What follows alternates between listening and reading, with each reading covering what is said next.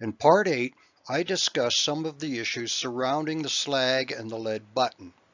In this presentation, I would like to elaborate a little bit more on the slag and how it can be used to identify some of the contaminants in the ore or in your concentrates.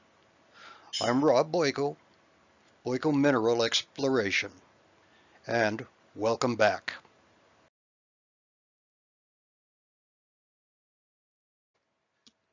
The flux material quantities are calculated.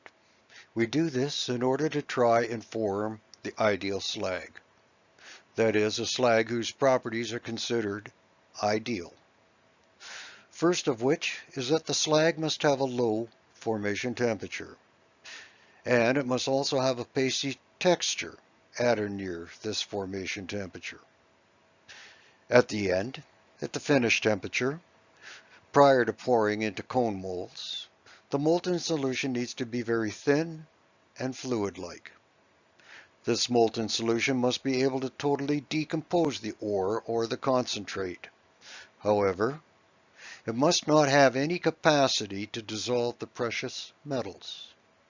And it must not be able to appreciably corrode the crucibles during fusion. The slag must also have a low density compared to the solution making up the lead button. It must also be able to collect all of the unwanted impurities and be free of the higher oxides. Once the solution is cooled and it is solidified, it should be homogeneous. It should also be free of all sulfides. The exception is when the soda-iron fusion method is used. As for the lead button, the slag must be easily separated from it. Last but not least, it should be by some degree easy on the pocketbook.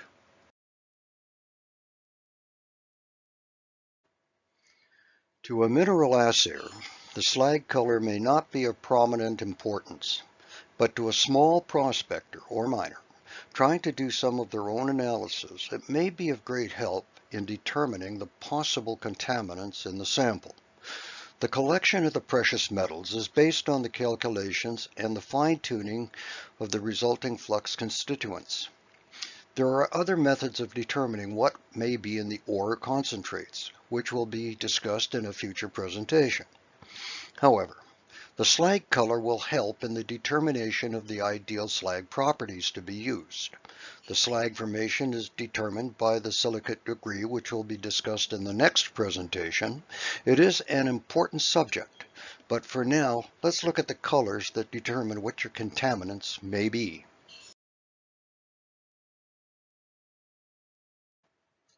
After removing the lead button from the slag, break the slag into pieces and notice the color.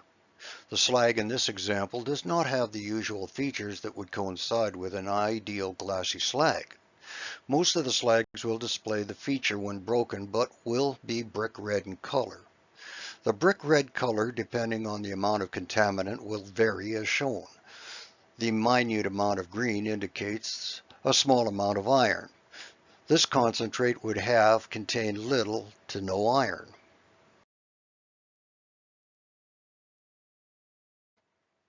This sample shown does display the features of an almost ideal glassy slag. It is mainly black, which may indicate a fair amount of iron. The concentrate could have been from a chalcopyrite ore or columbite ore. As shown, this ore contains a fair amount of copper indicated by the red brick color, as well as a fair amount of iron due to the black color as an indication. Pulverizing the sample and veining it would indicate the approximate concentrations of each element.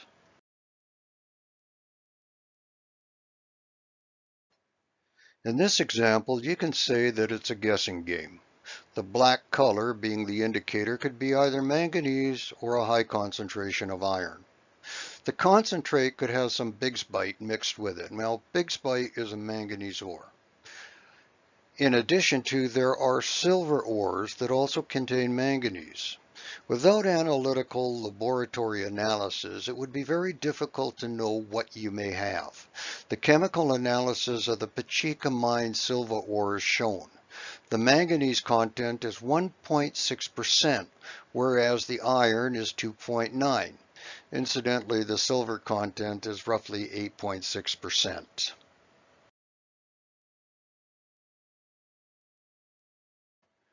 The volcanic massive sulfide group of gold ore, which contains copper, zinc, cobalt, silver, and gold, as shown. This group contains both the contaminants being copper, zinc, and cobalt. There is gold and there is silver. Copper would be the most predominant. After crushing, the slag is displayed in the right-hand side picture. The copper, the zinc, and the cobalt is indicated by the different colors. The predominant is the cobalt. A pure cobalt glassy slag is rare and is usually man-made.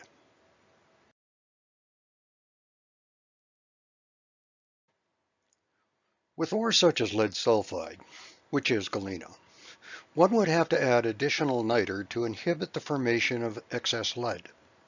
Or if the fusion time is too short, some of the lead would end up trapped in the slag along with any precious metal. That honey yellow color may have a slight green tinge around the edges. The indication would be lead in the slag.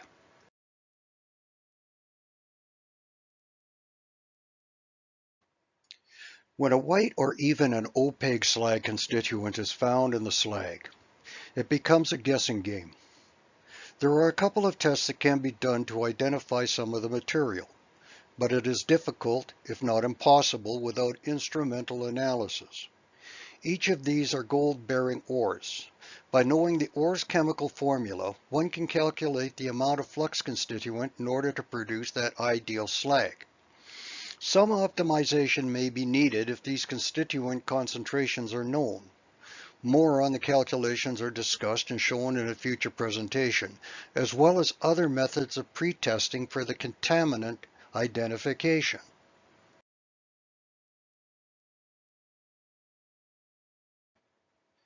In closing this presentation, Part 9, on the fine art of fire, I discussed in more detail the properties of an ideal slag. I further discussed the color of the slag, which would, to some degree, indicate the possible or probable contaminants, as well as some optimization that may be required in the flux constituents in order to achieve that near-perfect slag. I have also mentioned in this presentation and ones before this one, the silicate degree. In the next presentation, I will be talking more about the silicate degree, as this is an important topic as it is used in the flux calculations. I want to thank you for watching. If this presentation was interesting, or if you know of someone who would benefit from this series, please give it a thumbs up and a share, as this would be my greatest reward. I am Rob Boyko, Boyko Mineral Exploration.